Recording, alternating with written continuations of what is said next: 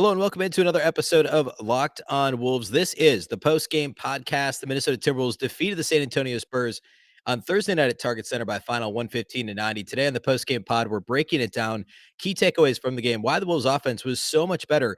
Arguably the best offensive game the Wolves have had since the opener against the Houston Rockets way back over a month ago now. And also one of their better defensive games of late as well, holding the Spurs to just 90 points. We're going to break down why that is, why the zone was a little bit more effective in this game versus in the recent past, and also Karl-Anthony Towns' big game and how the Wolves used him offensively. It's all coming up on the show. Welcome in. You are Locked On Wolves.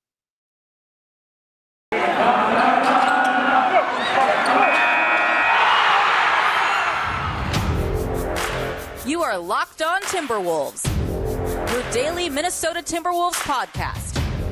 Part of the Locked On Podcast Network. Your team every day.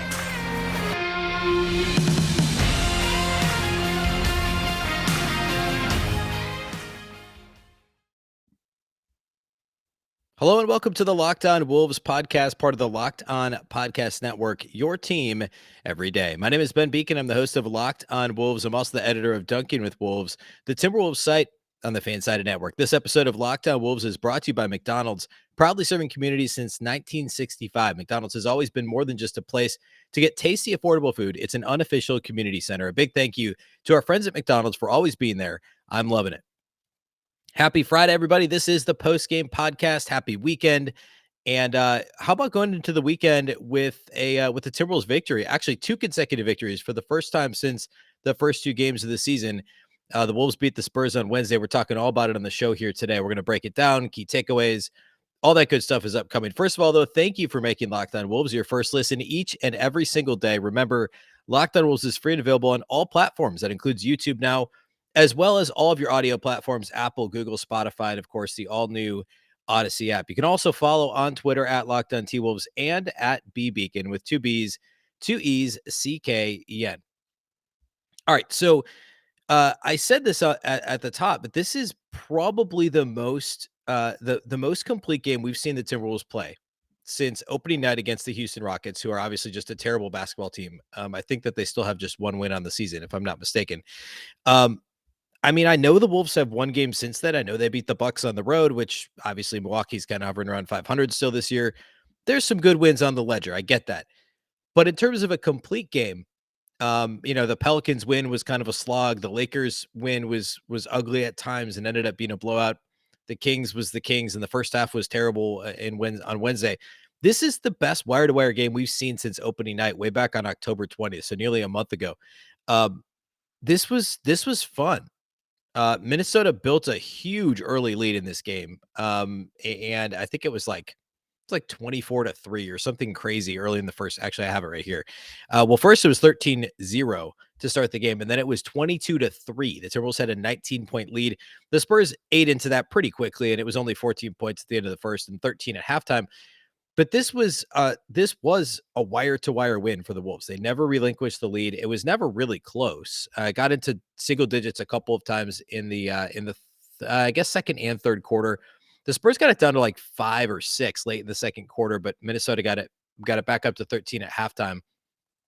And it was just a really well-rounded game. The defense was good. We'll talk more about that later. The Wolves mixed in some zone early in the game.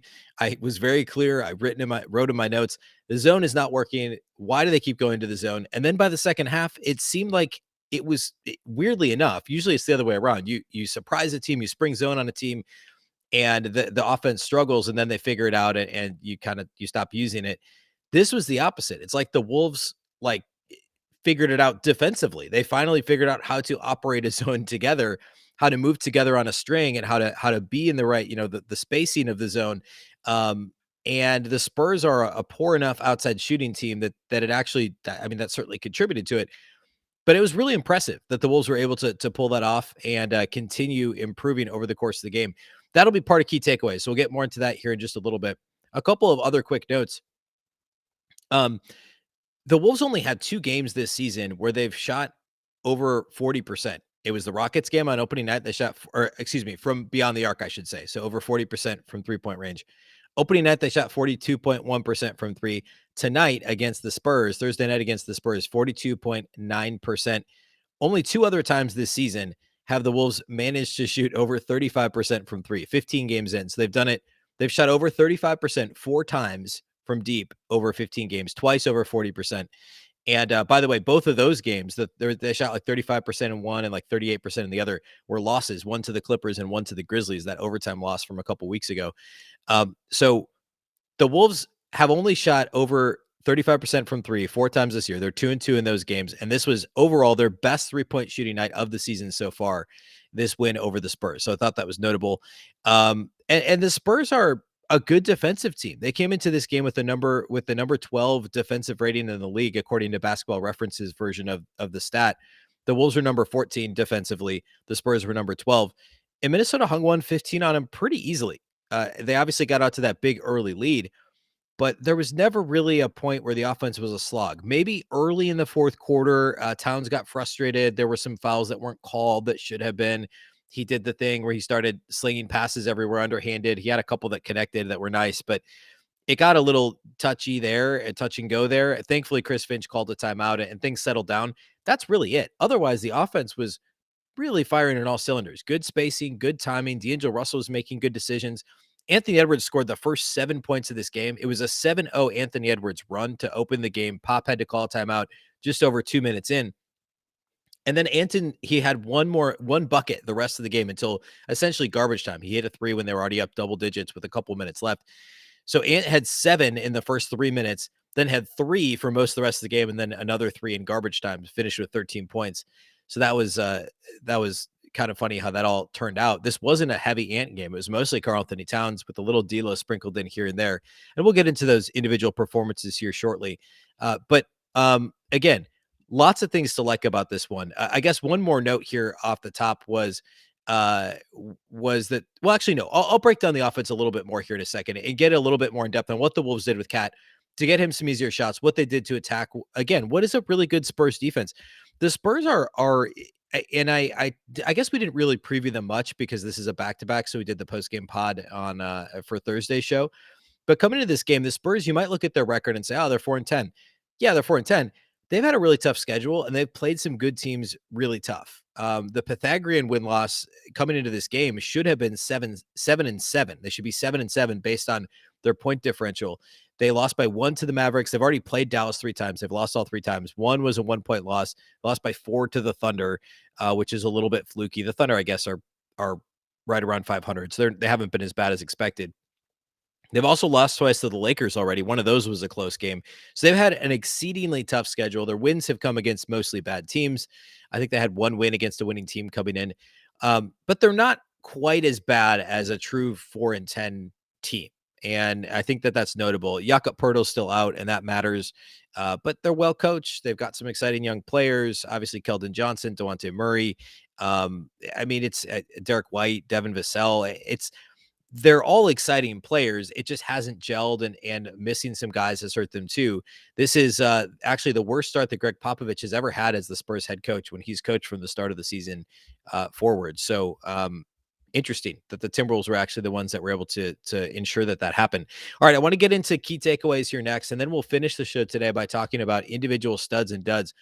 Before we do that, though, let's talk about our friends over at Prize Picks. All right, NBA fanatics, have you heard about Prize Picks? If you listen to the show, you have, because we talk about them quite a bit. Prize Picks is daily fantasy made easy. I love it, and I know you will too. Prize Picks has the best NBA DFS prop game on the market. Prize Picks offers more NBA props than any other DFS prop operator and offers all the superstar players as well as bench players only recording a handful of minutes each game.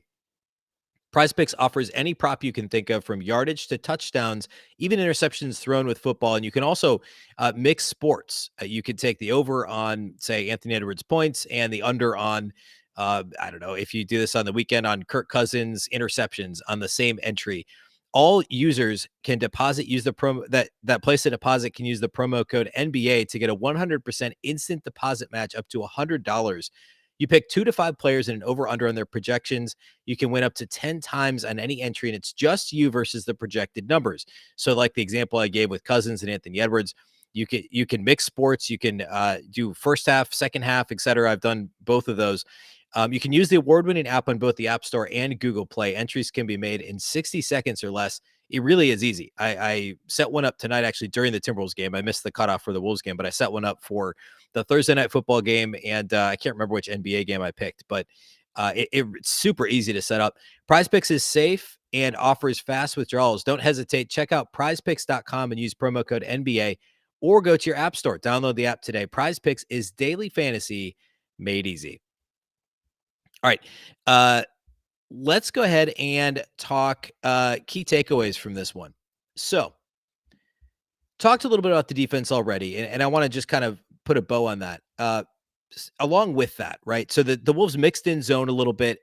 Early in the game, it wasn't effective. Second quarter, there were a couple really sloppy zone possessions. And then there was one stop where they forced a really tough pass on the perimeter. It kind of trickled through, forget who it was on the Spurs, trickled through his legs, went out of bounds. It was Wolves ball and an out of bounds turnover.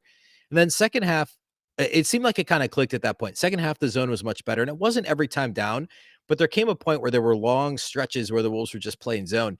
And it worked. I mean, the Spurs shot 6 of 32 on three-pointers, 18.8% in this game, and they weren't that bad inside the arc overall. They were what? 29 of 52 from inside the arc. That's not bad. That's well over 50%, but they could not make threes. And the Timberwolves actually did an okay job defending without fouling. It wasn't perfect, but compared to what they've been doing of late, that wasn't bad either. They also finished +5 on the glass, which we haven't seen in a long time, and only gave up 11 offensive rebounds, which again, not fantastic, but it's a lot better than what they've done of late. We talked the other day about defensive rebound rate. The Wolves were up over 70%. They're back down under 70% in terms of defensive rebound rate coming into this game, like 69.5%. Which means that more than 30%, nearly a third of all opponent shots that are missed are rebounded by opponents. That's not a recipe for success. And amazingly, the Wolves are still a top 14 defense coming into this game. They'll, I'm sure, move up that list a little bit after this win, holding the Spurs to 90 points. But defensive rebounding has been the biggest bugaboo for the Wolves so far this year. This was a much better game for the Wolves on the glass. Both Jared Vanderbilt and Karl-Anthony Towns ended up with 12 boards. And they really kind of snuffed out most Spurs runs where it looked like they were going to continue getting some second chance points and some cheap open threes off of offensive rebounds. And the Wolves did a good job shutting that down. Minnesota only had 5 steals. They didn't force that many turnovers. They just played solid defense. And even though this ended up being a 25-point win for the Wolves. I mean, this was, I think I said 15 points earlier. I guess I can't subtract 90 from 115 accurately. 25-point win for the Wolves. It actually wasn't that sloppy of a game in general. It was actually a pretty well played game. The Spurs just missed open shots. Neither team turned the ball over much, and the Wolves just did an overall solid job defensively. So kudos to them for turning in a strong defensive performance. Related to the offense, so the Wolves, it's no secret they've been terrible offensively this season. They were number 26 in the league in offensive rating coming into this game, which is just insane when you talk about the talent the Wolves have. And we all know how talented the Wolves are offensively and how little sense it makes that they've struggled so badly on that end of the floor to this point in the season. But that's where we've been at. This game, though, from the get-go, Anthony Edwards, instead of settling and shooting a couple threes early, he got to the rim a couple of times. D'Lo even got into the paint a couple of times. Ant, of course, then made a step-back three. And of course, at that point, it just kind of felt like, he's going to shoot a bunch of these this game. But not really. I mean, the shot selection was pretty solid for the Wolves. As the game went on, we saw more and more drive and kick, which is so simple. It's such a simple concept. But the Wolves don't often do that. They don't have very many guys that like getting into the paint. So what ends up happening is that the Wolves aren't running actual sets. If they're trying to do just read and react or pick and roll or whatever that is out of maybe a secondary break or even just the half-court offense, if they don't actually set anything up, they're too often just passing the ball around the perimeter, reversing the ball around the perimeter, stagnant offense, very few cutters, very few off-ball screens. And it lends the offense to more longer semi-contested threes, forced three-point attempts at the end of the shot clock, or like kamikaze Anthony Edwards drives to the rim, against teams that are essentially, it's like the equivalent of NFL teams stacking the box against the run. Teams are loading up to stop Ant at the rim because that's what the Wolves offense has been, is Ant going to the rim, deep 3-point attempts from Towns, D'Lo, and Anthony Edwards. That's been the offense. But in this game, we saw a lot more drive and kick, whether it was Patrick Beverley, even Anthony Edwards, D'Angelo Russell, Karl-Anthony Towns even got into it a little bit, where the Wolves were actually dribble drive, kick it out, dribble drive, kick it out, dribble drive, kick it out. They had multiple possessions where there were multiple passes and they got themselves some open 3-point attempts. And that was really good to see. Along with that, some of the creativity we saw from Chris Finch and the Wolves coaching staff to get Karl-Anthony Towns the ball in advantageous positions on the floor. We saw some of that second half against the Kings. I talked a lot about this. There were like 3 straight possessions where Vando set a variety of different screens. There was some pin down action. There was a flare screen where Towns flared out to the wing, got the ball. They put him then in the low post, but it was I think after some cross screen action or something to help get a switch on him, and he was able to score pretty easily.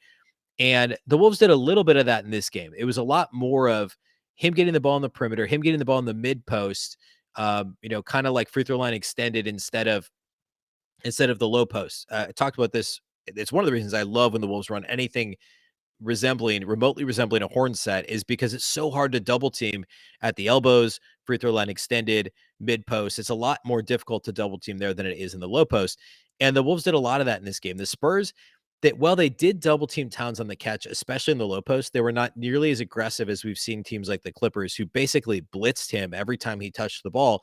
The Spurs it was more of a lackadaisical, half-hearted double team, and Towns was able to eat that up with a couple of really nice pinpoint, patient passes. Jaden McDaniels got an easy bucket off of it. I think Jared Vanderbilt did as well. There were a couple of nice cross-court passes where Pat Bev missed a 3. Malik Beasley, I think, made a 3 on a similar play. But Towns was just in control in this game, and Finch just switched up where he was getting the ball. Occasionally it would be on the perimeter. Occasionally he'd get it, they'd run dribble handoff action. He'd get it up near the top of the key or the top of the arc. A lot more mid post.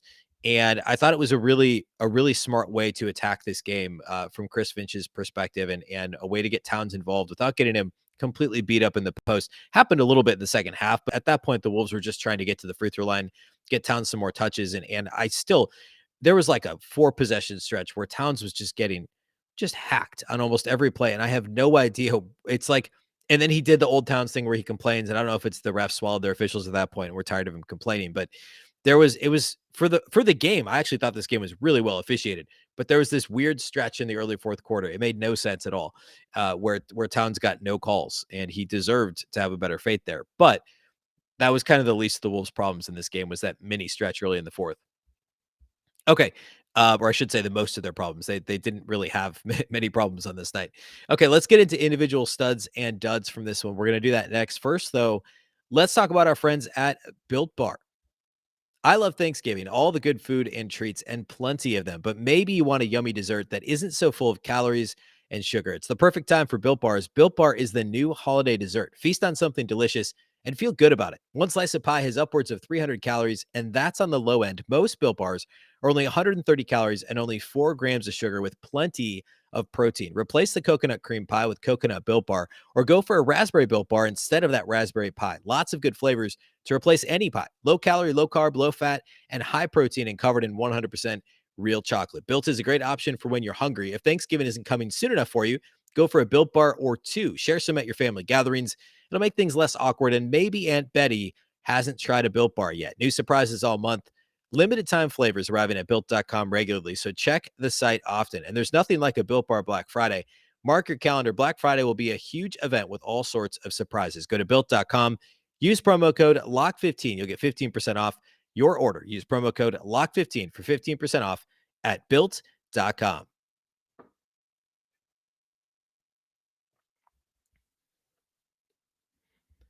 All right, let's talk individual studs and duds from this one. Pretty easy, although for the most part, the Wolves played well, so it's not very easy to pick a dud, and I may just opt out of that part, actually. Karl-Anthony Towns is clearly the first stud in this game. One of his better games of the season. Certainly top 2 or 3 games from him this year. 25 points, 12 rebounds, 5 assists, 9 of 16 shooting, so better than 50% from the floor. A super efficient 3 of 4 outside the arc, 4 of 6 at the free throw line. Only 2 turnovers. He also had a block in this game. 25, 12, and 5, only 2 turnovers in 38 minutes. And I mean, the competition wasn't all too stiff in this game. I mean, Drew Eubanks started at center for the Spurs. Pirtle, I mentioned that Pirtle's been out. He did play in this game. He hadn't played in like 7 straight games. He came off the bench in this one and got a few minutes. But I mean, he likely isn't at full strength at this point. And I mean, this was a pretty easy matchup for Towns, and he dominated like he should have. This was a pretty easy performance. I talked about how masterful he was passing out of the post, the patience he showed.